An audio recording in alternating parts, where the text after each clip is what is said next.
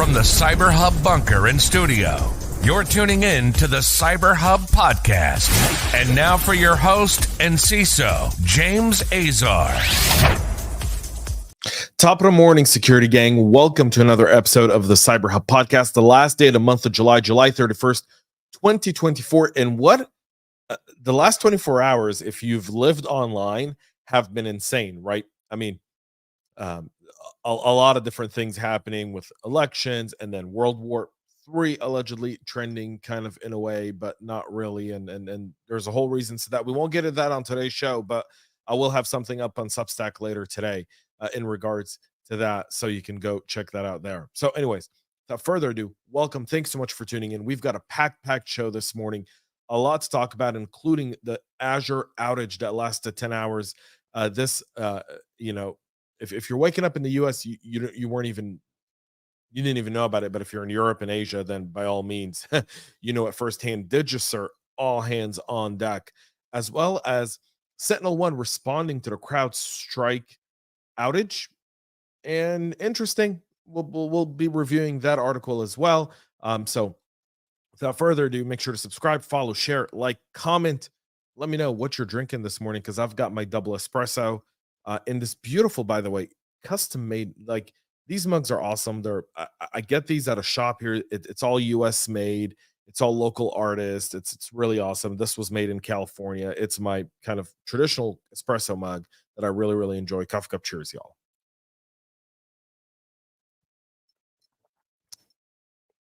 See the quote over my head. It says, "We do these things not because they are easy, but because they are hard." It's a quote from the late President JFK. And I believe that as practitioners, we pick it not because it's easy, but because it's hard. And God knows securing infrastructure is difficult. For that response, Microsoft's had a year they wish to forget. Nothing for Microsoft has really panned out this year the way they expected it to. In the history of Microsoft, 2024 may go down as the roughest year yet. In a response to a DDoS attack that appears to have caused Azure service outages that impacted many customers, Microsoft is now explaining that a subset of customers experienced issues connecting to services like Azure App Services, Application Insights, Azure IoT Central, Log Search Alerts, and Azure Policy, as well as the Azure Portal and some Microsoft 365 and Purview services. According to the BBC, the outage lasted roughly 10 hours. It impacted water utilities, courts, banks, and other types of organization across Europe. Microsoft said it initially saw an unexpected usage spike that resulted in Azure Front Door and Azure CDN components, performing below acceptable thresholds, which led to errors, timeouts, and latency issues. The investigation showed a DDoS attack launched against its systems triggered protection mechanisms, but an implementation bug in those defenses caused the attack impact to be amplified rather than mitigated. They've promised a preliminary incident review within 72 hours and a more detailed review within 2 weeks. Clock is ticking. The incident just comes merely a week after a bad update by CrowdStrike took out 8.5 million Microsoft Windows endpoints. And so, this is going to be significant. There's billions of dollars in losses. And now this, if you're a Microsoft, it's just not your year. Digicert also having a all hands on type of event here, revoking many TLS certificates due to domain validation issue, which could cause disruptions and have seen disruptions to websites, applications, and specific services. The certificate authority informed customers on July 29th of a revocation incident related to a CNAME-based domain validation, saying it needs to revoke some certificates within 24 hours due to strict Browser Forum CABF rules. The issue here is related to a process used to validate that a customer is requesting a certificate for a domain that is actually the owner or administrator of that domain. One option is for the customer to add a DNS CNAME record with a random value provided by Digicert. That value added by the customer to the domain must match the value provided by Digicert in order for the ownership to be verified. The random value provided by Digicert was prefixed by an underscore character to prevent collisions between the value and the domain name. However, the company learned recently that the underscore prefix was not added in some cases, creating a whole bunch of domain validation issues there, which is now causing the revocation event. they say roughly 0.4 of the applicable domain validations were impacted. So, I mean, Digicert is huge, right? And 0.4% may not seem like a lot, but when you're doing this to every single website and application on the planet, that's significant. Security Weeks reached out to Digicert. They have yet to comment on this. Once more information becomes available, we'll gladly bring that out to you. Again, whenever I see issues like these happen, a part of me is always torn, because if you're a practitioner at heart, right, like someone who loves doing this, you realize it's all hands on deck. People are stressed. People aren't going home. Vacations were canceled, if there were any. I mean, I live in the Southeast. School starts on Monday, right? People go back to school on Monday, and that's crazy to me. This kind of stuff that happens, because I feel for the people. I really do feel for the people, and I think it's really important to do that. Something important there. Zscaler is saying that a record-breaking ransomware payment of 75 million was made to the Dark Angels ransomware group. The payer of the 75 million remains an unnamed victim. This was done in early of this year. According to Zscaler, this is nearly double of the highest publicly known ransomware payment. Those ransomware payments, if you think of the largest ones in recent history, you'd look at CNA Insurance paying 40 million, CDK 25 million, and recently Change Healthcare with 22 million. Now, we all often advise don't pay for it, but some companies have no choice in order to sustain the company but pay for it, simply because if they lost that, they risk losing everything. And simply 75 million is a small price to pay to keep a multi-billion-dollar company likely afloat, and tens of thousands, if not, of employees still employed and customer serviced. And, in an intertwined, interconnected world like today, it's very easy to look at this and be critical. In fact, my first reaction was, why?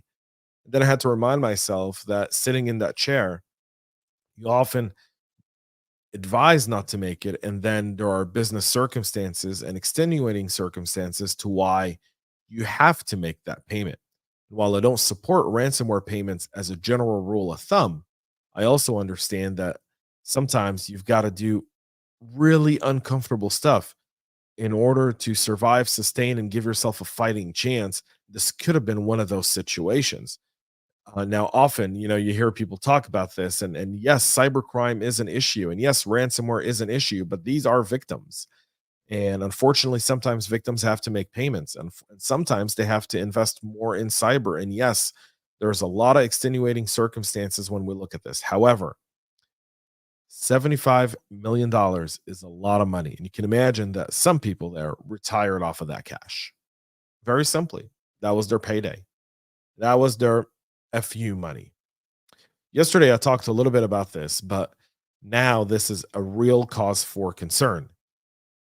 Many people are VMware ESXi hypervisor customers. In fact, it's deployed in so many darn environments, it's practically impossible to tell the difference. The CVE, while being rated a 6.8 out of a score of 10, that's CVE 2024-37085, is now being actively weaponized by multiple ransomware groups as authentication bypass in order to deploy malware across virtualized environments, take down virtualized environments, and take down an entire business. The fact that it's rated a 6.8 is largely due because an attacker would have to have existing permissions in a target's Active Directory. However, as we all know, these decentralized crime syndicates are able to deploy this because they're simply looking for an affiliate that can give them existing permissions into a target's Active Directory, thus deploying disastrous malware causing a ransomware event. And so all in all, CISA has now come out saying, hey, you got to patch this up. You got to take care of this. This is ordering all U.S. federal civilian executive branch agencies to secure their servers against this vulnerability bypass. I would urge you to do the same. So far, CVE 2024 has been exploited by ransomware operators tracked to Storm 0506, Storm 1175, Octo Tempest, Manti Tempest, and they're deploying Akira and Black Basta ransomware, both very, very prestigious ransomware groups. And I say that not because they're prestigious in terms of name recognition, which they are, but they're also very experienced. They've been doing this for years. The negotiators there understand what they're doing. And once they get in, they understand the severity of what they're able to do. These are not your first time ransomware operators. So be mindful of that. Raise this to the top of your patching bracket and make sure you get it done there. A malicious campaign that's targeting Google Android devices worldwide utilizes thousands of Telegram bots, infecting devices with SMS stealing malware, and steal one-time two-factor passwords for over 600 different services. Zimporium researchers discovered the operation. They've been tracking it since February of 2022. The report finding at least 107,000 distinct malware samples associated with this campaign. Let me repeat that. 107,000 distinct malware samples that are associated with a campaign that's been live for 2.5 years. This is a financial gain type of attack. They're attempting to take over attacks for banking, crypto wallets, you name it. They're looking to make money, period. Their site allows visitors to purchase virtual phone numbers in foreign countries, which they can use for anonymization and to authenticate to online platforms and services. Now, obviously, see some of the countries there. It's very likely the infected devices are actively used by that service without the victims even knowing it's being used. So you want to make sure you get that addressed as well as soon as humanly possible. Well, the CEO of SentinelOne went on the record here with CRN in an interview talking about the Crowdstrike outage. And now Tomer Weingarten is the founder and CEO of SentinelOne, the co-founder and CEO of SentinelOne. In this interview, he's talking about Crowdstrike, and he kind of criticized the process a little bit, saying they're using very risky infrastructure because they're essentially getting into the Windows kernel, which by the end of the day is the most sensitive part of a Windows machine. During the interview that took place on July 25th, the SentinelOne CEO said he's convinced this wasn't just an honest mistake, but rather poor and risky architecture on behalf of Crowdstrike. Now, there's something to be said when a competitor kind of comes out about this. However, I read this last night and I couldn't sleep. I had one of those nights where I couldn't sleep. So I'm just being honest, I read this at like 3 a.m. I emailed it to myself. And then this morning, I kind of thought about it some more and was like, should this be part of the show? The questions that are being asked are real. I don't care what SentinelOne's response was to the outage. I don't. And for the sake of all clarity, I'm a SentinelOne customer. So I'm coming here I'm not biased towards SentinelOne. I would buy CrowdStrike if I could. I can't afford it, not in my budget. But kernel-based protections is really nothing new. What he's technically saying, and I'm paraphrasing here, and again, the link for the article is in the show notes. You can go read it by yourself and make your own opinion. Really do so. He's saying that the way CrowdStrike deploys their MDR, XDR, EDR solution by basing it off of a kernel essentially is very, very risky architecture. He says that they don't do that. Now, does that make it less effective or more effective? I'm not an expert at this in order to make that decision. I'm not. I can go that technical. I'm not an expert, and by no means am I going to try to give Monday morning quarterback this thing without understanding it. I'm not Tony Romo looking at a play and calling it before it happens. I couldn't do that. He's giving a lot of examples, kind of pushing people towards S1 because of the different architecture they have, and that may be something that's examined by some customers. But he says Microsoft has a clear kernel attestation rule and a review process, and it seems, according to him here, that they were bypassed here. Now, some of it is true. The first reports coming from from CrowdStrike in this was that they did kind of inherently bypassed a lot of the QA because they trusted that everything was in play, so they didn't really check it. The other judgment here, which I think we all kind of had, is how did you roll this out to all endpoints with one click of a button? Why didn't you do a rolling, kind of like a rolling rollout of this thing? Kind of, all right, update 100 machines, make sure it's all good. All right, now update 500 machines, all good. All right, update 1,000 machines. Okay, now push it out, type of deal. They didn't do that. They simply hit a click of a button. He doesn't seem to think it's that innocent. He seems to think that CrowdStrike cut some corners is the bottom line. I don't know that I haven't seen I've seen some of the CrowdStrike reports. I've read them. I've seen some of the stuff that they've communicated to customers that was sent to me by a lot of people, and then people within CrowdStrike that have spoken to me off the record. I will tell you, there's some credence to what he says. It's definitely worth reading to just kind of get an idea of how he sees it as a competitor, and then how he weighs the different architectures. I think that's a worthy discussion because a lot of people don't understand EDR, MDR, XDR in terms of how the architecture is really built into your system. He actually explains this in a way that I think makes a lot of sense, that helped me understand it a little bit better. And if nothing more, that's a great read there as well. There's that. Finally, Meta, the parent company of Facebook, Instagram, and WhatsApp, agreed to a record $1.4 billion settlement with the state of Texas over allegations that it illegally collected biometric data of millions of users without their permission, marking one of the largest penalties levied by regulators against the tech giant. This is significant for Attorney General Ken Paxton. Any abuse of text and sensitive data will be met, but this is also now a precedent. And this precedent is significant because everyone's going to look at this fine. Everyone's going to look at this settlement. Everyone's going to read the legal language of it. They're all going to go after it, Meta.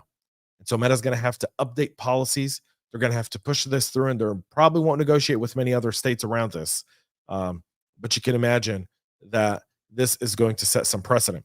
And finally, the U.S. Senate overwhelmingly bipartisan passed legislation. Yeah, I said that. Overwhelmingly bipartisan passed legislation. Now it goes to the House, right? So the Senate, typically the House writes a law, goes to the Senate. Senate passes it or sends it back to the House with their kind of markups, and then it goes back for a vote, gets passed by both chambers, and goes to the president's desk and becomes law. For those who don't know, that's how this works. Well, obviously, Washington is broken, so I don't need to explain that to you. This law started in the Senate by co-sponsors Senator Ed Markey of Massachusetts and John Cassidy of Louisiana, bipartisan. The fact remains that the House passage during this congressional term is unlikely. Congress has 6 more weeks, and they're busy. They're busy with more important stuff than the COPSA bill, the Kids Online Safety Act, which creates what is known duty of care for websites to better protect children from harmful content and giving parents more control over what their children see online. This is the kind of, by the way, this is the type of bill. Yesterday, we talked about the TikTok ban. These are the types of bill where you limit what TikTok does. Now, you're doing this for kids under the age of 13, but you could still do it 13 to 18, right? You still have that legal leeway because technically they're still considered minors. Even though we try not to, in Judaism, as a Jew, 13, you become a man of age. You've got to fill in all the mitzvahs, everything count towards you. You're an adult by all means, right? In the United States and in most modern Western countries, the age of 13, you're still a minor. And so with that being said, they could go for more. I'm sure they're lobbying. They were like, no, 13. They're, now 13-year-olds are much older than they were. They can determine their own stuff. And why do you want, whatever. This is a good first step. In addition to prohibiting targeting advertising to children and teens under the age of 17 and requiring their consent for data collection, it allows children and teens to easily delete their personal information, create data minimization rules to limit how much information can be collected from them to begin with. Now let's pass a federal data privacy law. How about that? So there's that. Congress actually did something. That's the Senate. Senate passed something bipartisan. So don't tell me the system is, don't tell me we don't have to lose faith just yet. Maybe there are still some decent people being elected into office. Maybe, just maybe. That's it for our show this morning. We'll be back tomorrow, 9 a.m. Eastern, right here. I see some of y'all are going to be at Black Hat. I'll be at Black Hat next week as well. Not doing any content outside of the show, just so y'all know. It may or may not be live depending on the night I have before. But nonetheless, we'll be here tomorrow, 9 a.m. Eastern, live. Make sure to subscribe, follow, share, comment below. Thank you for all of y'all. Hopefully, I'll see a lot of you kind of walking the halls of Mandalay Bay in Las Vegas next week, or anywhere else on the Las Vegas strips. Will be taken over by cybersecurity practitioners all over the place. Hide your badges, turn off Wi-Fi, turn off Bluetooth. That's just some tips. Tomorrow I'll give you some more. Till then, stay cyber safe, y'all, and thanks for tuning in. We love feedback, so make sure to connect with us on social media and subscribe to our podcast on your favorite podcast listening platform.